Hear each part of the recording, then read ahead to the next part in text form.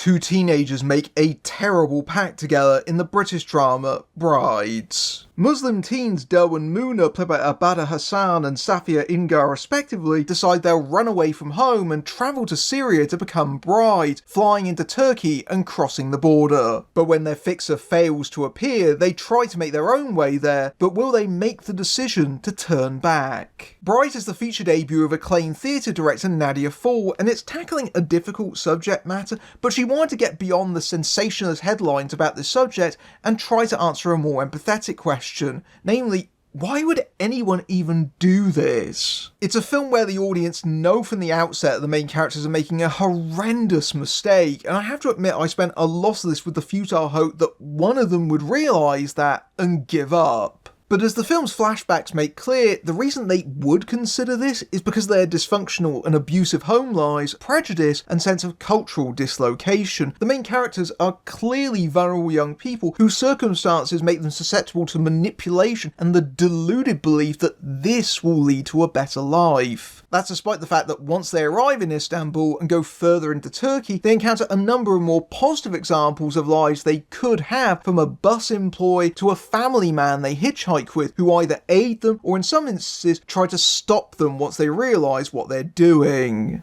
And yet the strange thing is that despite the stakes, the film mostly avoids having a lot of tension running through it, opting for a conventional road movie structure. It's only when they get close to the end does that sense of dread become more prominent. The two leads give good performances, but the writing clearly makes the choice to focus more on Doe, who is having second thoughts about abandoning her mother, and see things more from her perspective. That means that Muna, who is completely determined to leave her life behind, is left under-characterised and explored, which doesn't help when she's prone to taking her anger out on others. Despite the heavy subject, the film tries to have some levity by focusing more on their friendship and solidarity, and uses the non-linear structure to end things on a slightly less devastating note. But I also think that means the movie shies away from the thornier questions of radicalisation, casting them as naive teens who don't realise the gravity of their choices. At times, you can almost imagine a darker version, especially over whether Muna radicalised Doe, and where that friendship is ultimately a destructive one. I think this is a valiant attempt at trying to handle a tricky subject, but it didn't quite work for me, both in its very episodic structure and pacing,